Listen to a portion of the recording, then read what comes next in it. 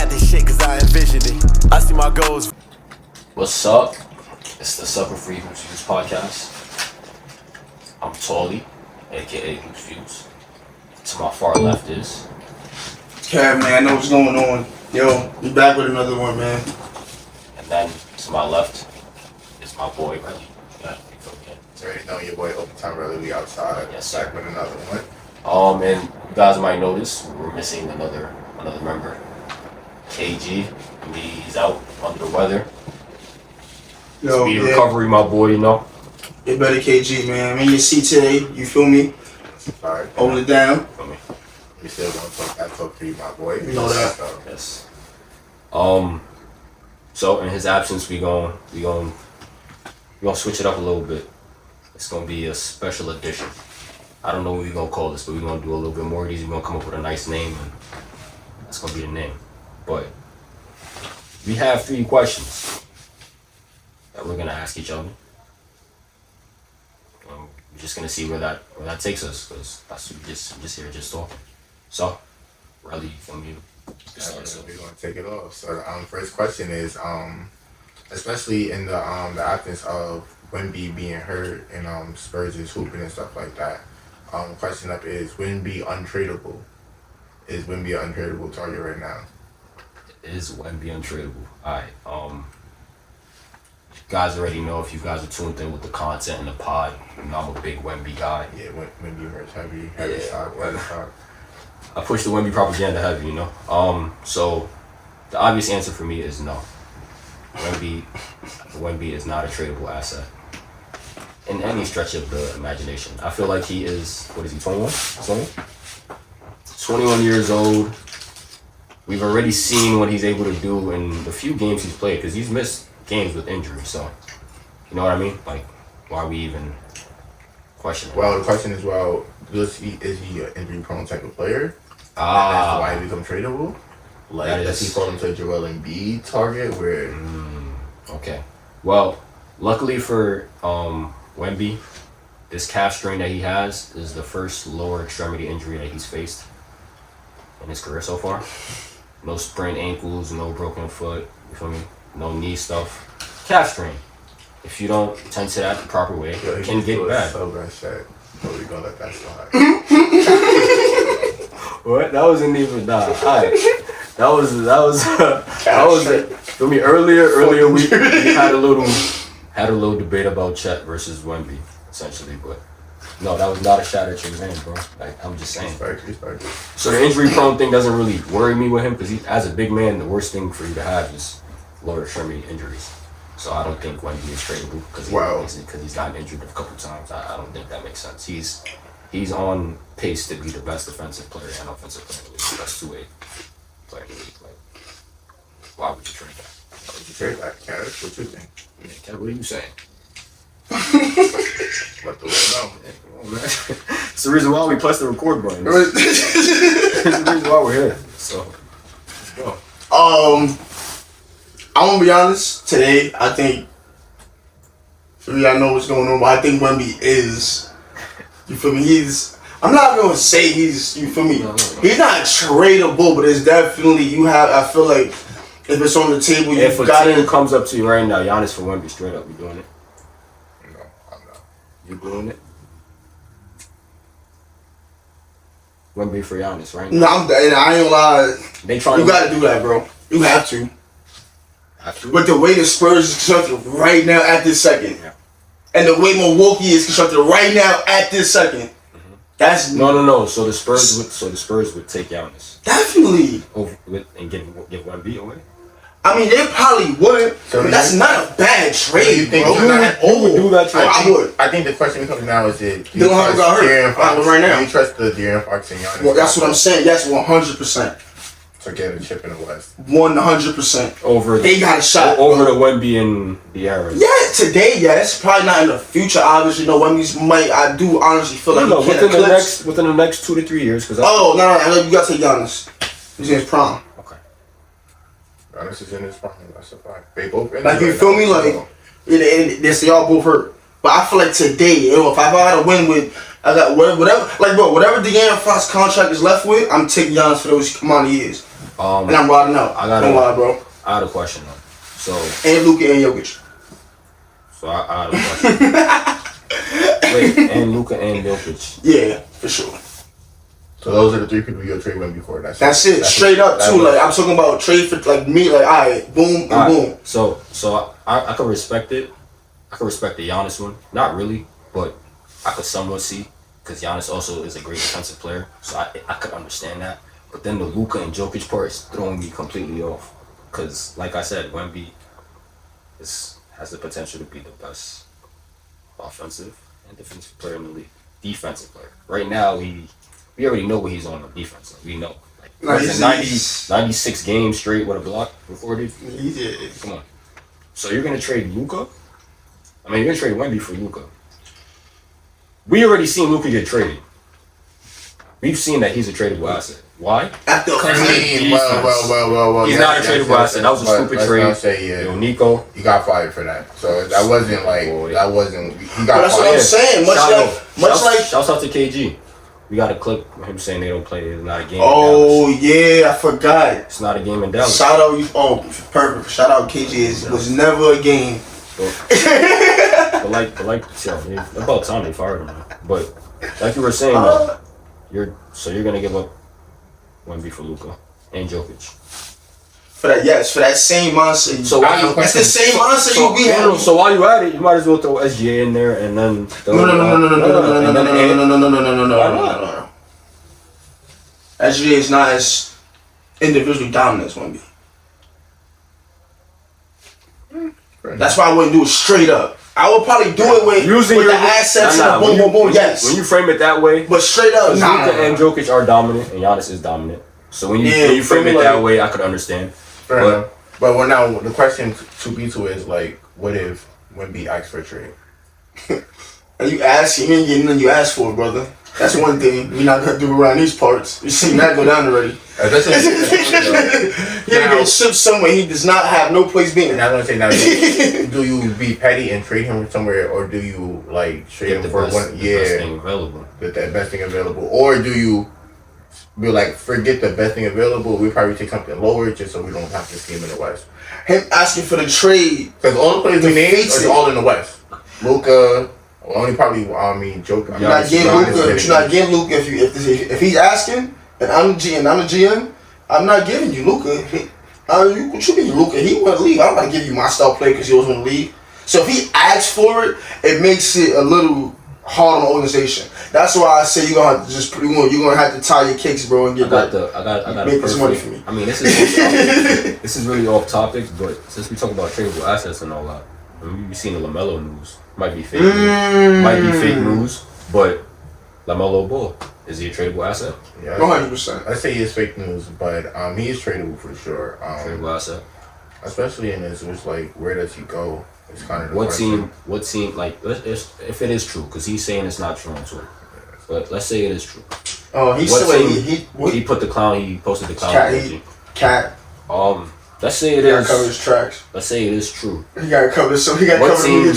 What team do you see going out there trying to get him? You showed us earlier your Instagram story. You seen somebody saying get him to the Cavs.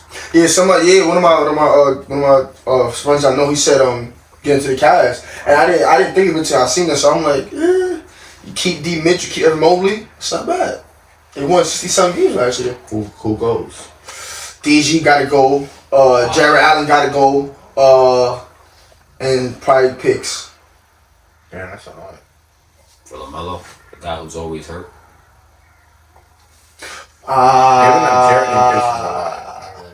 Jared is like a Rudy Gobert, where like his value defensively is just. Especially it makes up for. Yeah, I was thinking him. I was thinking him going though. Because if you really think about the amount of people that can potentially blow by LaMelo. Yeah, but it's not like he's a liability on defense. He is. I don't think he's a liability, bro. I don't think he's a 6'7", bro. I don't think he's the greatest defender, but I see there is a lot of operator though. He's no problem. You pack him. Did that, bro. Draft picks. But for me, if you ask me, for the trade to be a win-win, you gotta go to the team that has picks, willing to give it picks. And what team is even willing to, like, what team is in the market for a LaMelo type of player? Or LaMelo in general? Like, what team needs a player of LaMelo's caliber? Vets. Talents. He need. Well, you feel me? If you guys were staying with the pod, you feel me? I always been saying this. He's a player that is 100% needs veterans around him all the time. He don't have older guys around him showing him better. He's not gonna do no better than what he knows. What team needs him? What team has that? What team needs him and what team has him? The Clippers. They need him desperately. Kawhi. I don't know who. But how is that even gonna work? Do the Clippers even have who's on picks top of the to money work? heist? Bradley Beal, Paul George, and Kawhi. Them three, boy, they got a lot of unaccounted cents and dollars in their account right now. Shout out Kawhi. No lie, bro. Shout out Kawhi. He still be back though. He recovering. He just gotta play, bro. But Harder than black and. He just had 30 tonight. But now that we talking about the Clippers, you know, let's see, bro. There's a lot going on with them. Let's transition to the next question, shall we? And that question was, perfect. How does? Damn, let me read it, bro. Before I butcher this question. Oh, you're talking about the yeah. I like this question. Yeah. How much of a player's legacy is actually built by narrative and not by performance? Ask that one more time for the people, bro. Ask it one more time, bro, so they get it. How much of a player's legacy is actually built by narrative and not by performance? I mean, I'll just throw that in there. So you guys can answer that question. Start us off. Say it again, but not muffled. I'm fine. Say it one more time. How much of a player's legacy is actually built by narrative and not by performance? All right. So And I'll if you for me for You wanna go? for more understanding, I'll throw out examples of players or situations where this might make sense. Yeah, I might need one. LeBron So versus maybe- Jordan. You could use narrative and performance. Okay, I bet. To So that, separate the okay, two. perfect. That's perfect. That's a perfect example. All right. KD versus Steph. Narrative and performance separates the two. Players like Harden, where you look at the performance, but there's also a narrative attached to him. But if you just look at strictly the performances, it's a top-notch guy. When you look at the narrative that's attached to him, and those moments where he came up short, knocks him down and he doesn't. So yeah, let's start us off, man. all right. I think that's a great one. Especially. I think the first one in the game was like KD and Steph. The narrative around KD was like, you feel me? He wasn't that guy, and I'm still mad at him for doing what he did, but his numbers was undeniable. Yeah. If you just put the numbers on the paper and you like, yo, this guy did this right here, yo, you're gonna be like, all right, this guy is thingy. But to the conversation you had earlier, but like even a guy like me personally, a guy like Mike Conley. And Drew Holiday of narrative and performance, like you feel me? Look at the performances. Conley's got it, like the numbers at least. And to the point of usage, but the player of Drew Holiday of the small thing that might not get seen on the stat line has way more than Mike Conley 15 and 10 games.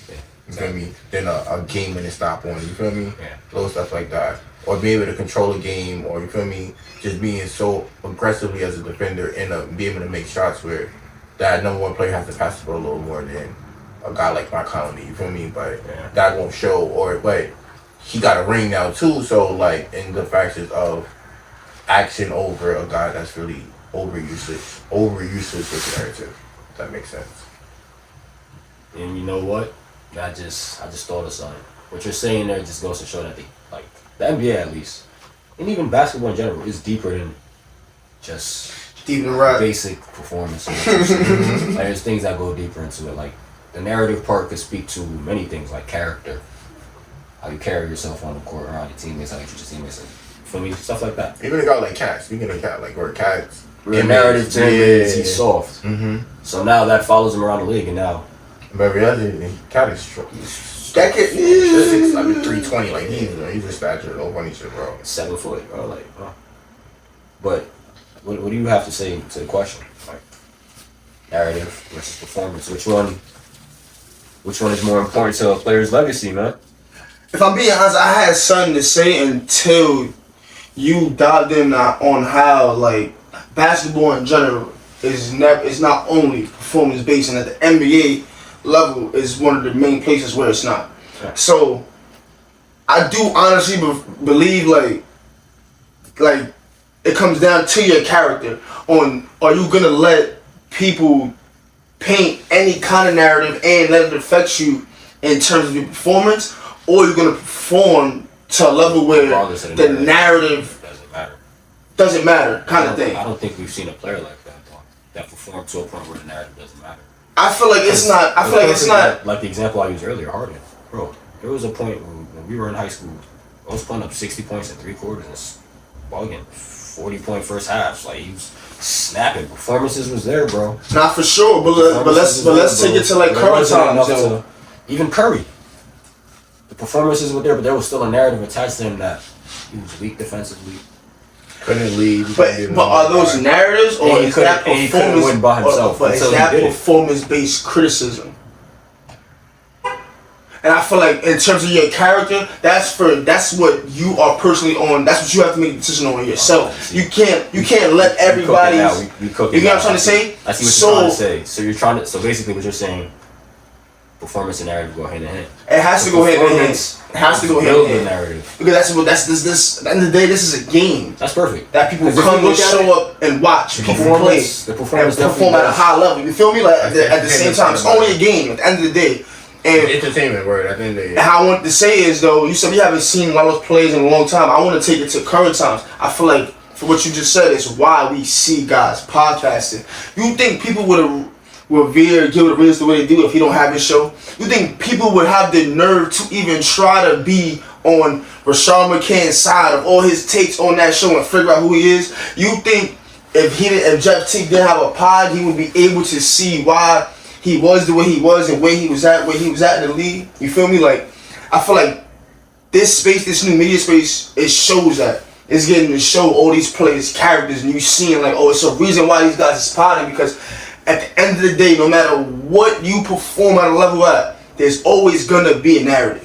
You can't. That's not in your control. You might as well take it into your own hands. You have to. Change it. Whether it's you're gonna perform at a high enough level to where you don't have to say anything, or you're gonna leave your performance where it's at and leave it and display it verbally on the line for everybody to grasp, and then create at the same time a different narrative. I get what you're saying. It's either you take the narrative that's given to you from your performances, or you perform and then you try to go shape your own narrative. Simple math. I want to say it just like this. Because the perfect Kobe v. LeBron. Like the perfect comparison. LeBron definitely does do a lot to mindsets, change the narrative of who he is. Like he tries a lot. And rightfully so, because he is the best. Yes. He is the best. He's a role model. He knows that. Like, you feel me? He knows what's up at the end of the day. If anything, the narrative that he's pushing is enhancing the narrative that's already built off the performances that he's, That's a fact. Yeah, that's a fact. That's a big fact. But I'm trying to think. I just thought of a great player that's an example of that. Performance builds your narrative type of thing. Ben Simmons. Bro put up 16 and 8 and 8, 17, 8 and 8 and 8, 16, 8 and 8. Right? Great performances for it's consistent performances, no? Mm-hmm. But it's a stagnation in the performances. Or not even. And then you get the narrative where he's not trying to get better, he's not improving. Not even the narrative of the one play that it took of that one passing again. That one performance, you're right. It took away the whole narrative of he doesn't want to score. Yeah. Now he doesn't want to try. He's not trying to get better. He can't score it. But it's also, but like you said, it's also the way you carry yourself. Because the way he responded to that helped push the narrative even further. Because when he said I refuse to play because of mental health reasons and forced Philly to trade him, and then he got traded to Brooklyn. And remember who was in Brooklyn when he got traded there? KD, right? Kyrie was still there, right? He didn't even get dressed. Right?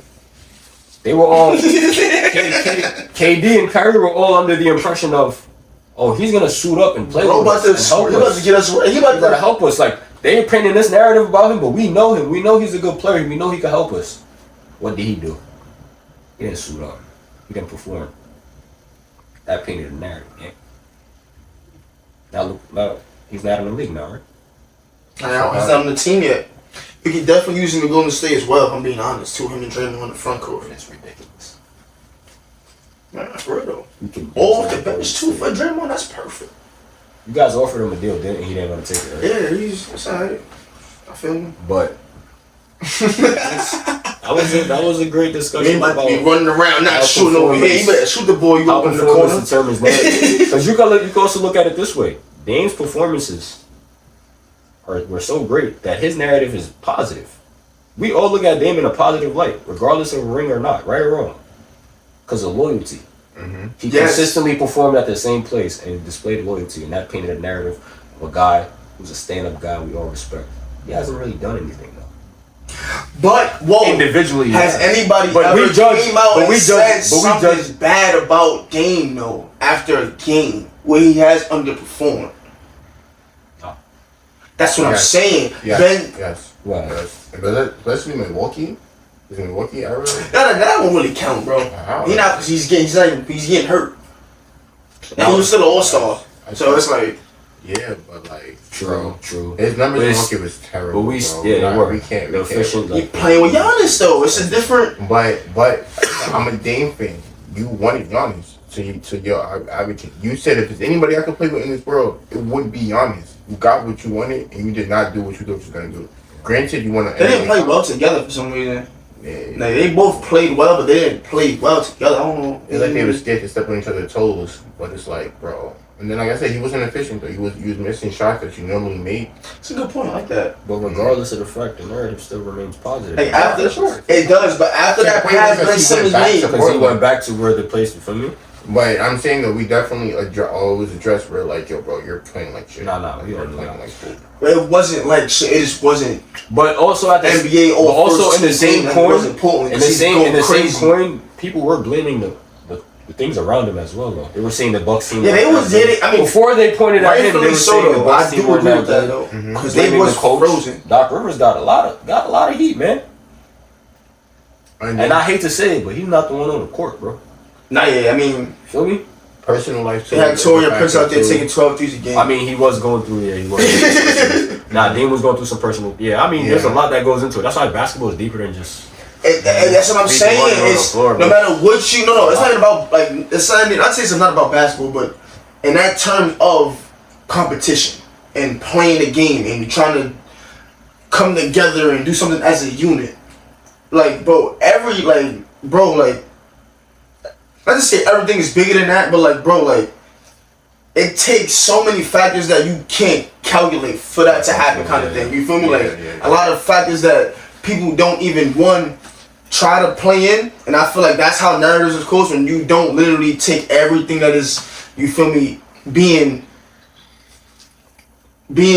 like playing a role in said environment. That's painting a narrative. You're literally putting your emotions on what you see at whatever stage you want.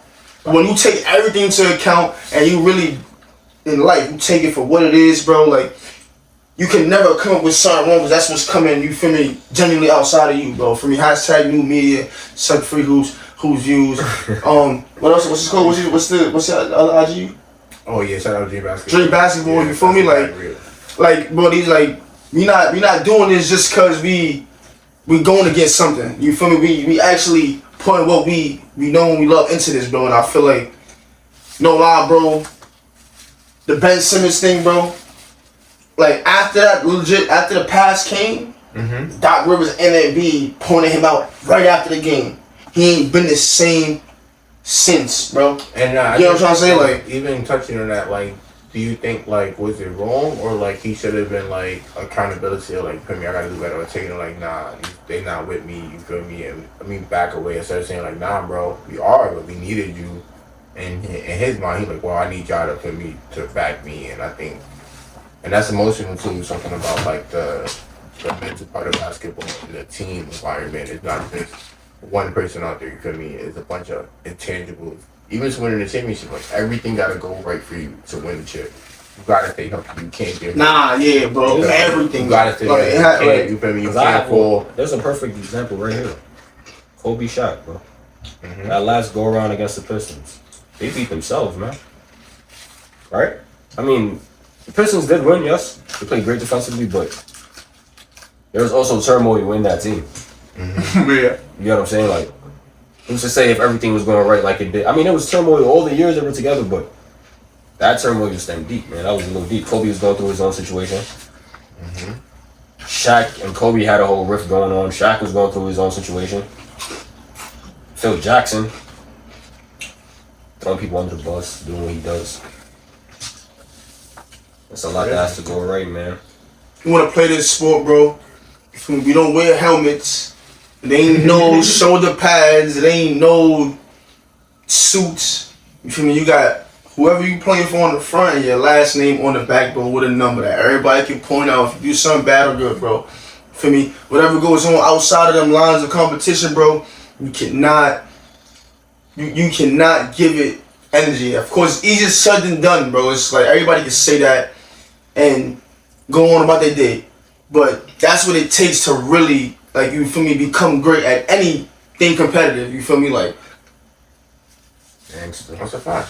We're gonna move on to the next topic with that. Sir. I'll let you get into it, kind of talking about like life and the other aspect of life in video games and how people is perceived and persona and all that stuff. Sucker free reviews, 2K content.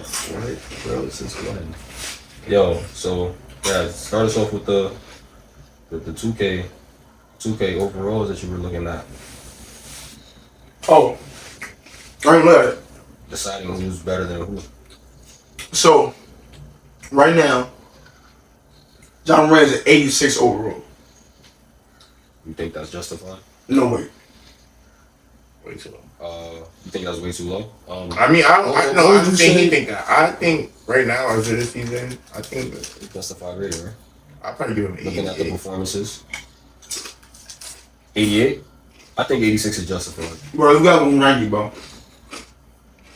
90 smooth. 90 smooth regardless of what he's doing on the court. So you can only go off of what's... I mean, it's called 2K20, no, is it 26? Mm-hmm. It's called 2K26, not 25. Or 24. 26, bro. What's going on with 26? You're not doing 90 overall material. Is Eamon Thompson better than John Moran? Right now? Mm-hmm. Like this season? Yeah, Just today. based off these, 16, 15 games they played? Mm-hmm. Yes. I mean, Thompson brings more value to a team right now than John Moran does. Through these 16 games. I don't know about that. What has God done to make you think that he's even trying to play winning basketball this season? I feel like he had, in the beginning, he had some better games. And then the turmoil would happen. Yeah. But, like, it's tough, too, to talk about. It's been kind of the debate of the day of, like, usage. Like, you feel me? Yeah. John Moran usage rate has completely went Dropped, down. because they're changing the offensive system. That's a fact, but we're not gonna act like Amin Thompson's usage is very high though. I Right mean, now, it started off higher. It's higher than, with Van Fleet, he's in a way bigger, you know what I mean? How about Jalen Johnson? Is he better than John Moran from the Hawks? This season? This season, yes. Have you been seeing what he's been doing with Trey out? This season, He he's got all-star. 40 Portugal doubles now, right? Yeah, The other day? I did see that. He's an all-star this season. He had a quadruple double, too, or something. Damn near. Had like 8 steals or some shit. Damn near. Wow. Well, no clip phone for me today. I mean, who else did you have up there? Those are the only players? That I got to, so far. Yeah. I got to LaMelo. LaMelo's a 90. That's all I kept thinking. Wait, what? I'm talking about this after the pod, bro. LaMelo's a 90? Yeah, I think LaMelo's a 90. Maxi's a 92. I think Maxi's higher. I think Maxi should be a little higher. So LaMelo should be lower there. LaMelo 88. I like LaMelo, man. 88. I like LaMelo too. Tyrese Maxey is a 90. I like him. I like Tyrese. Joel Embiid is a 90. That doesn't make sense. That is a big deal. If they're gonna give John Moran an 86, you gotta That's give what I'm trying- Joel you Embiid feel at me? least Like- 86 or lower. I agree. Whoa. Or lower. No. He's good at 90. It's just only bad because John Moran is at a 90. Nah, he's bugging. He said no quick forming for me today. He said Embiid right now is no. I remember I told you it's not 2K24. It's 26, bro. What is he doing now? He's a hobble, bro, and I feel bad for bro. Shout out Because you producer. don't control getting hurt, bro, and that's why I feel bad. Bro. You over there sleeping? Yeah, you gotta be asleep because we're running late into this show. Alright, so to wrap it up, we're gonna do just a little extra segment. try to give you a quick. We're gonna do top 3 players, young players that since we're doing 2K and all this stuff like that. Top 3 young players that we like looking out for in the season that don't get talked about enough. Ooh, But that's balling. I like that. I guess you want to do 3 or we each give 1. We each get one. We each give 1. So we might have similar ones. Yeah. You got one you want to go or you want me to start it off? I'll start. I'll just get it off. Derek Queen, bro. Derek Queen, oh yeah. Derek Queen out of New Orleans Pelicans, bro. It's a great pick. I mean, great pick for them. At first, we were all wondering what they were going to do with the whole Zion situation, especially since the season started off pretty bad for them. But right now, it's like Queen and Fears have been like bright spots for the team, even though they're struggling. But those are the 2 bright spots you can look at, like especially Queen, because he's showing flashes. I'm not going to compare him to Jokic, but he's showing glimpses of that. You know what I mean? So. And he's super young. I feel like he's really young. He jumped up. He has size. He's pretty nimble on his feet for his size. He's got good footwork. So Maryland boy. Shout out to Maryland. And recently played the Nuggets, and he gave Jokic, the guy he gets compared to, he gave him 30 and 8, man. Jokic had a little triple double, but Jokic going. Yeah, Jokic gonna do one. He gonna do one. My pick is I got my son Shadeen Sharp from Portland. He's impeccable. I feel like Portland, he's a big part of what Portland doing. Him and Denny, but like him young, he's super athletic. He can score. He plays defense crazy.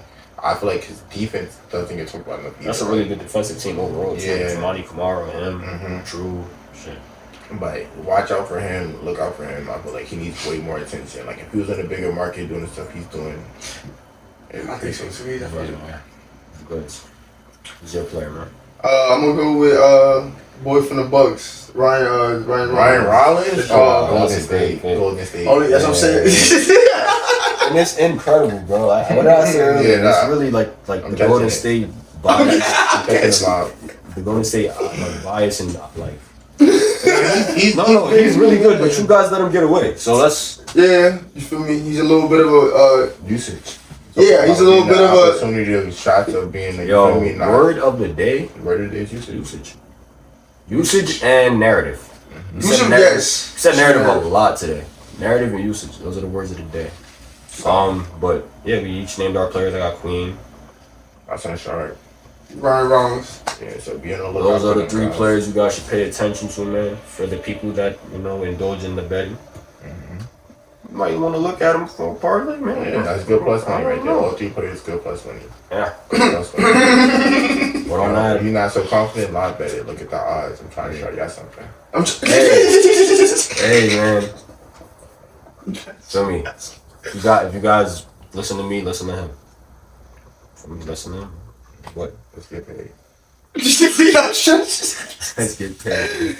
think it's not lying. I ain't gonna lie. That was a good one, though. I seen it in person. I seen it with my own eyes. But, alright, on that note, we are at 33. Definitely went over. I mean, it was going to be like a 30 for 30. Yeah, so oh, yeah. So shout out. Pretty much on the money. Shout out, bro. Oh, man, shout out, bro, over the trenches, man. But, SFHV PODCAst. I'm Tolly.